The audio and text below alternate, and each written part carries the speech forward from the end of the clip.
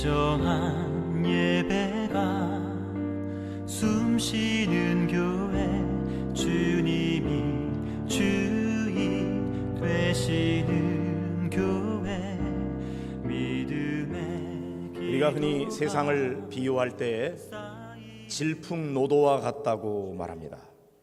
태풍이 불어올 때 몰아치는 파도를 보신 적이 있으십니까? 거대한 배도 금방이라도 집어삼킬 것 같은 그런 파도가 두렵기 짝이 없습니다. 그만큼 우리들의 세상살이는 험하고 변화무쌍합니다. 게다가 이런 파도는 한 번 우리에게 닥쳐오면 끝나는 것이 아니고 그 뒤에 끊임없이 또 다른 파도가 계속 끊임없이 밀려오고 있는 것이죠. 그러므로 세상을 살아가는 사람들에게 있어서는 많은 두려움과 고통이 있게 마련입니다. 왜냐하면 이렇게 거칠고 악한 세상과 싸우기에는 우리가 너무나 연약하고 무지하기 때문입니다. 우리는 미래에 대해서 잘 알지 못합니다. 그래서 불안하기도 한 것이죠. 우선은 우리가 육신의 질병으로 인하여 고통받는 경우들이 많이 있습니다. 어떤 경우에는 정말 멀쩡한 사람이었는데 어느 날 갑자기 중병에 걸리고, 그리고 멀쩡하던 사람이 얼마 되지 않아서 세상을 떠나는 그런 경우들도 우리는 경험하게 됩니다. 아직은 세상을 떠날 나이가 아닌데 너무 빨리 우리 곁을 떠나는 사람들도 주변에 많이 있습니다. 오늘도 우리 강민정 권사님 유가족들이 예배에 참여하셨는데 권사님 아직 그렇게 떠날 나이가 아니었어요. 그런데도 암으로 투병하면서 고통하다가 우리 곁을 너무 빨리 떠나셨어요. 아쉬움이 너무나 많이 남죠. 여러분, 우리가 이렇게 큰 중병에 걸리지는 않는다고 할지라도 어딘가 불편하고 고통을 겪는 경우들은 많이 있습니다. 나는 아픈 곳이 하나도 없습니다. 그런 사람은 만나기가 참 어려워요. 어딘가 불편하고 아파서 고통을 당합니다. 나이가 들수록 그런 현상은 점점 많아지는 것 같습니다. 단순히 나이가 숫자에만 불과하지 않은 이유는 젊을 때에는 상상하지도 못했던 그런 불편함과 고통들이 나이가 들면서 오게 되는 것을 경험하게 되죠. 밤잠도 단번에 달게 자면 좋겠는데, 그러면 피곤이 좀 풀릴 것 같기도 한데 잠을 깊이 오래 못 잡니다. 그리고 자주 깨고 잠을 자고 일어나도 어딘가 찌뿌둥하고 이런저런 고통으로 고생을 당합니다. 밤이 왜 그렇게 긴지요? 긴 밤이 두렵기 짝이 없습니다. 육신의 질병만 아닙니다. 우리가 사업이나 직장에 생활하면서 어려움은 또 얼마나 많이 있습니까?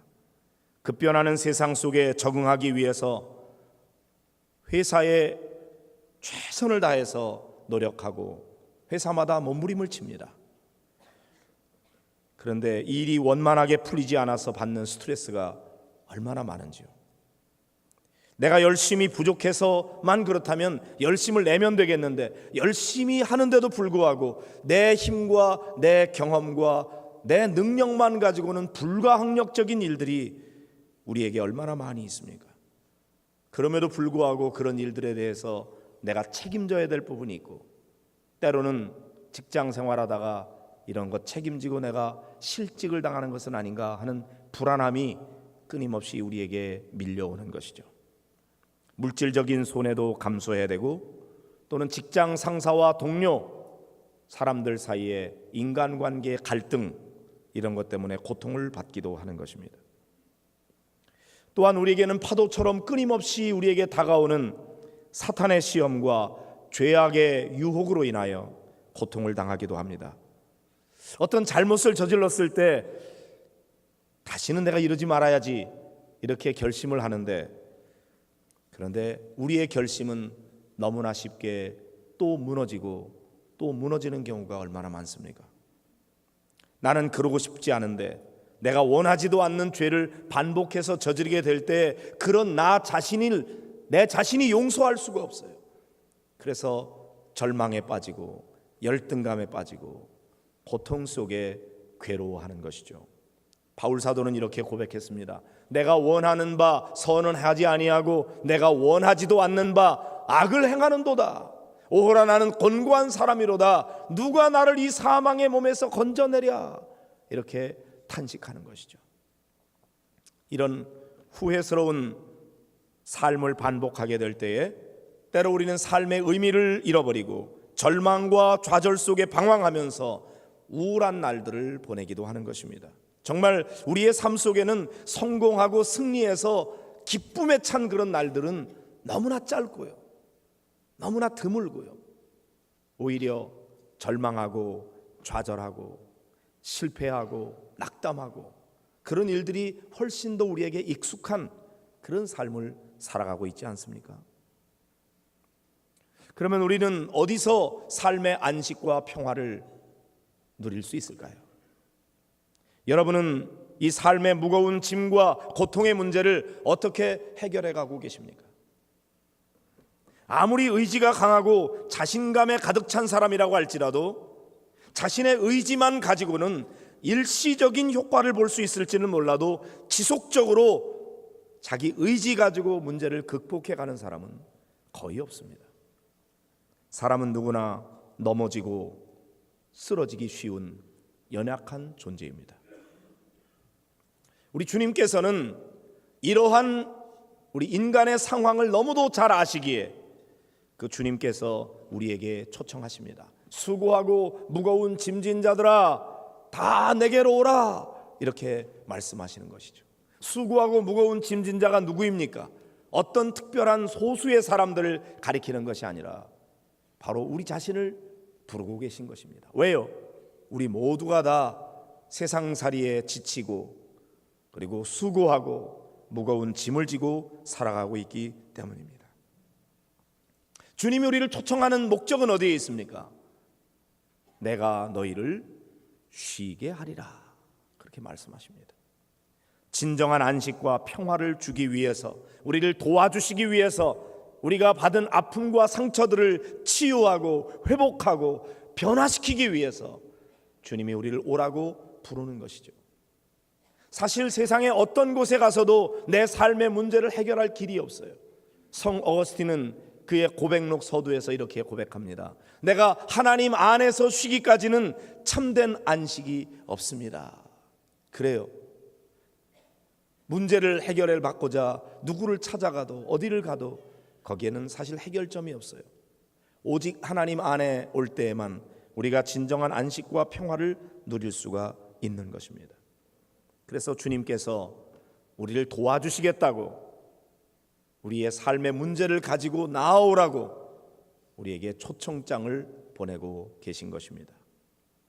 주님은 마음이 온유하고 겸손한 분이라고 말씀하십니다. 그러므로 주님께서 우리에게 지워주시는 멍에는 쉽고 편하고 가볍다고 말씀하십니다. 우리의 무거운 짐을 가지고 다 주님 앞에 나와 내려놓으면 주님께서는 우리에게 새로운 가벼운 그리고 쉬운 멍에를, 사명의 멍에를 우리에게 지워주시는 것인데 그 짐은 가볍고 또 그 멍에는 쉽다고 말씀하십니다. 주님이 지워주시는 멍에를 메고 주님께 배우면 우리 마음이 진정한 안식과 평화를 누릴 수 있다고 약속하십니다. 여러분, 이 세상에서 이런 초청장을 받아본 적이 있으십니까? 일반적으로 우리가 받는 초청장은 어떤 것이 있나요? 초청장을 낸 사람을 축하해주고 혹은 위로해달라고 초청장을 보내죠. 우리를 도와주겠다고, 내 문제를 해결해주겠다고 초청장을 보내는 경우는 거의 없습니다. 대부분은 도움을 요청하는 것들이죠. 내 사랑하는 자녀가 결혼하게 됐습니다. 오셔서 축하해 주십시오. 내 사랑하는 가족이 세상을 떠났습니다. 내가 슬픔에 빠져 있습니다. 나 좀 위로해 주십시오. 그런 초청장을 우리가 받지만, 그러나 주님이 우리에게 보내주시는 초청장은 어떻습니까? 수고하고 무거운 짐진 자들아, 상처받은 영혼들 내게로 오너라. 내가 너희를 도와주마. 내가 너의 무거운 짐을 대신 짊어져 주마. 내가 네 문제를 해결해 주마. 내가 너를 도와주마. 내가 너와 함께하마. 이런 초청장인 것입니다. 힘들고 지쳐서 낭망하고 넘어져 어려운 삶을 살다가 수고하고 무거운 짐지게 된 자들 다 내게로 오라. 아무도 불러주지 않고 갈 데 없는 자들 내게로 오너라. 주님이 우리를 부르고 계십니다. 그래서 오늘 이 수고하고 무거운 짐진 자들아 다 내게로 오라 하시는 이 초청장을 읽을 때 이것은 바로 나를 부르시는 주님의 부르심이구나, 이렇게 여러분이 생각하고 이 초청에 응하는 성도들이 되시기를 바랍니다. 우리 인생에서 우리를 가장 힘들게 만드는 가장 무거운 짐은 무엇일까요? 그것은 아마도 죄의 짐이 아닐까 생각합니다. 죄의 짐이라고 하는 것 우리의 힘으로 해결할 수가 없습니다. 숨긴다고 숨겨지지 않고 선한 일 한다고 없어지지 않습니다. 죄의 짐을 우리 힘으로 해결할 수가 없습니다.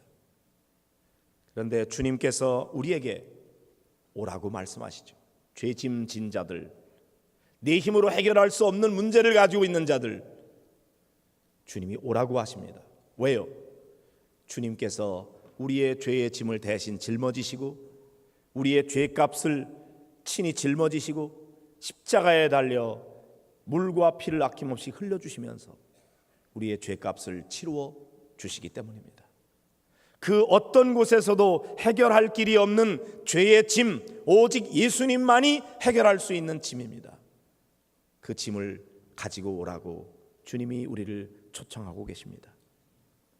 사랑하는 성도 여러분, 세상살이에 지치고 힘든 상처와 아픔 가운데 있는 자들이 있다면 오늘 이 주님의 초청에 응하여 주님 앞에 더 가까이 나아오시기를 주의 이름으로 축복합니다. 그러면 주님께서 우리에게 모든 문제를 해결해 주신다고 약속하십니다. 많은 사람들이 그런 기대를 가지고 주님 앞에 짐 보따리를 들고 나옵니다. 그리고 주님 앞에 내려놓는다고 다 풀어놓습니다. 그리고 예배가 끝나고 돌아갈 때는 주섬주섬 다 싸가지고 다시 전부 다 보따리 매서 어깨에 짊어지고 가는 경우가 많이 있어요. 그러지 마시고 다 내려놓고 주님 앞에 내어 맡기고 여러분 가볍게 돌아가시기를 바랍니다. 어떤 사람들은 문제 해결하고 오겠다고 그럽니다. 담배 끊고 오겠답니다. 술 끊고 오겠답니다. 제사 지내는 거 다 정리하고 오겠답니다. 주님은 내 모습 그대로, 아직 해결하지 못한 문제를 안고 있는 모습 그대로 괜찮아. 그대로 와. 네 스스로 다 해결하고 오려고 그러지 말고 아직 해결되지 않은 상태로 그 무거운 짐을 가지고 그대로 내게로 나오라고 초청하고 계신 것입니다. 여러분들을 초청할 뿐만 아니라 주님께서는 여러분 주변에 있는 무거운 짐진 자들, 상처받은 영혼들, 그들을 데리고 오라고 말씀하십니다. 주님께서 해결해 주시겠다고 약속하시는 것이죠. 그러므로 사랑하는 성도 여러분, 여러분이 어떤 죄를 범하였을지라도, 어떤 무거운 짐을 지고 있을지라도, 여러분 마음에 어떤 상처와 아픔이 있을지라도 상관없이 그 모습 그대로 주님 앞에 가지고 나오시기를 바랍니다. 그리고 주님 앞에 내려놓으시기를 바랍니다. 주님, 나에게 이런 문제가 있습니다. 나는 내 혼자 내 힘으로 이 일을 해결할 수가 없습니다. 주님, 나는 어쩌면 좋습니까? 그리고 주님 앞에 나와 주님 앞에 다 내려놓으시기를 바랍니다. 어떤 방법으로 주님이 해결해 주실지, 때때로 주님이 해결하는 방식은 조금씩 다르지만 반드시 주님께서 여러분을 용납해 주시고 여러분의 무거운 짐을 다 대신 짊어지시고 여러분에게 진정한 안식과 평화를 허락해 주실 줄로 믿으시기 바랍니다. 서초동 소년 법정에서 일어난 사건입니다. 서울 도심에서 친구들과 함께 오토바이를 훔쳐서 달아난 혐의로 구속된 소녀가 있었습니다. 방청석에서 홀어머니가 지켜보는 가운데 재판을 기다리고 있었습니다. 조용한 법정 안에 중년의 여성 부장판사가 들어와서 무거운 보호 처분을 예상하고 어깨를 잔뜩 움츠리고 있던 소녀를 향하여 부장판사는 나지막이 다정한 목소리로 이렇게 말합니다. 앉은 자리에서 일어나 날 따라서 힘차게 외쳐보렴. 그리고는 나는 이 세상에서 가장 멋있게 생겼다, 이렇게 외치라고 말합니다. 예상치 못한 재판장의 요구에 잠시 머뭇거리던 이 소녀는 아주 작은 소리로 나지막하게 나는 세상에서 가장 멋있게 생겼다, 이렇게 따라했습니다. 그러자 이번에는 더 큰 소리로 나를 따라하라고 하면서 나는 이 세상이 두렵지 않다, 이 세상은 결코 나 혼자가 아니다, 나는 무엇이든지 다 할 수 있다, 이렇게 소리를 외치면서 따라하라고 그럽니다. 큰 목소리로 따라하던 소녀는 이 세상은 결코 나 혼자가 아니다, 이걸 외칠 때에 참았던 눈물을 터뜨리고 말았습니다. 이 소녀는 알고 보면 작년 가을부터 14건의 절도, 폭행 등 죄를 많이 저질렀어요. 그래서 이 법정에 섰던 전력이 있었기 때문에 이번에도 동일한 수법으로 무거운 형벌을 받게 되어 있는데도 불구하고 이 부장판사는 이 소녀를 법정에 일어나 외치기로 판결을 내렸기 때문이었습니다. 판사가 이런 결정을 내린 이유는 그 소녀가 작년 초까지만 해도 어려운 가정 환경에도 불구하고 반에서 상위권 성적을 유지하였고 장래 간호사를 꿈꾸던 아주 발랄한 학생이었어요. 그런데 작년 초 귀갓길에서 남학생 여러 명에게 끌려가서 집단 폭행을 당하면서부터 그의 삶이 송두리째 바뀌었기 때문입니다. 이 소녀는 당시 후유증으로 병원에 치료를 받아야 됐고 그 충격으로 홀어머니는 신체 일부가 마비되기까지 하며 이 소녀는 이제 학교 생활을 제대로 하지 못하고 겉돌기 시작했고 심지어 비행 청소년들과 어울려 다니면서 범행을 저지르기 시작했던 것입니다. 판사는 다시 법정에서 지켜보던 참관인들 앞에서 말을 이었습니다. 이 소녀는 지금 가해자로 재판에 와 있습니다. 그러나 이 소녀가 이렇게 삶이 망가진 것을 알면 누가 가해자라고 말할 수 있겠습니까? 이 아이가 잘못에 책임이 있다면 여기 앉아있는 여러분과 우리 자신에게 있습니다. 이 소녀가 다시 이 세상에서 긍정적으로 살아갈 수 있는 유일한 방법은 잃어버린 자존심을 우리가 다시 찾아주는 것입니다. 그리고 눈시울이 붉어진 판사는 눈물이 범벅이 된 이 소녀를 법대 앞으로 불러세워 이 세상에서 누가 제일 중요할까? 그건 바로 너야. 이 사실만 잊지 않는다면 너는 반드시 다시 일어설 수 있을 거야.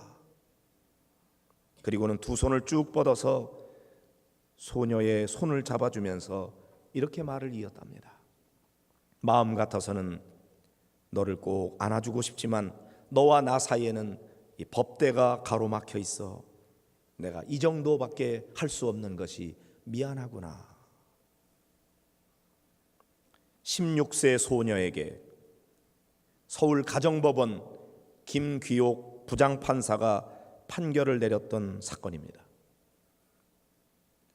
형벌을 내려야 될 상황에서 이례적인 불처분 결정으로 모든 사람들을 눈물 나게 했던 그런 사건입니다. 아마도 이 김기옥 부장판사의 마음에 예수님의 마음이 부어지지 않았을까 생각합니다. 예수님이 우리에게 꼭 그렇게 하시거든요. 우리도 엄청난 죄를 범하여 그 죄값으로 우리가 엄청난 형벌을 받을 줄 알고 주님 앞에 나오지만 정작 우리 주님은 우리에게 형벌을 내리기보다 친히 우리가 짊어져야 될 죄의 짐을 당신 홀로 짊어지시고 십자가에 달리셨기에 우리의 모든 죄의 짐은 당신이 대신 짊어지셨습니다. 그리고는 우리에게 용서와 함께 새로운 용기와 희망을 심어주십니다. 간음하다가 현장에서 잡힌 여인마저도 정죄하지 않으시고 다시는 이런 죄를 범치 말라고 용서해 주셨던 예수님, 그 주님께서 오늘 우리를 부르고 계십니다. 내게로 나오너라. 너희의 삶의 문제를 내 스스로 해결할 수 없다는 거 내가 안다. 너의 죄의 짐 내가 짊어주마. 너의 삶의 문제 내가 해결해 주마. 내가 지고 있는 무거운 짐 다 내게로 가지고 오너라. 우리는 우리의 죄로 인하여 큰 야단을 맞고 형벌을 당할 것이라고 생각하고 두려워서 떨고 있지만 주님은 그런 우리에게 자비한 손길로 온유하고 겸손한 마음으로 우리를 초청하십니다.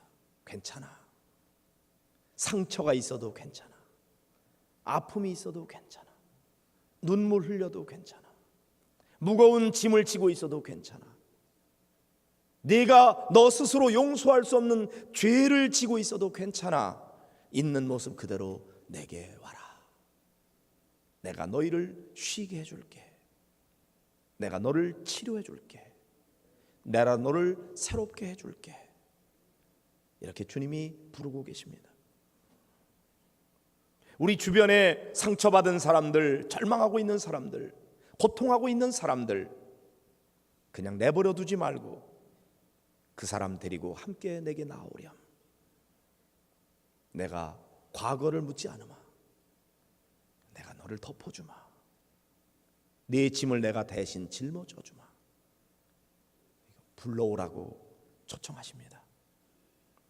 모쪼록 여러분이 마음으로 주님 앞에 나와 그 자비하신 주님을 만나기를 원하고 주변에 절망하고 있는 사람들 문제 다 해결하고 난 다음에 주님 앞에 나오는 것이 아니라 아직 상처받은 모습 그대로, 피 흘리는 모습 그대로 그를 주님 앞으로 인도해 오시기를 바랍니다. 주님을 만나기만 하면 치유받고 새로워지게 될 줄로 믿습니다.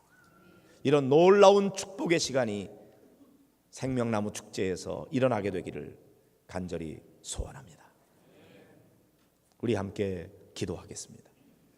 오늘 말씀을 생각하면서 주님, 내 무거운 짐 주님 앞에 내려놓습니다. 수고하고 무거운 짐 진 자들 다 오라고 하시는데 제가 주님 앞에 나왔습니다. 내 짐을 져주시옵소서. 내 상처를 치유해 주시옵소서. 우리 다 같이 함께 기도하겠습니다. 이런 교회 되게 하소서.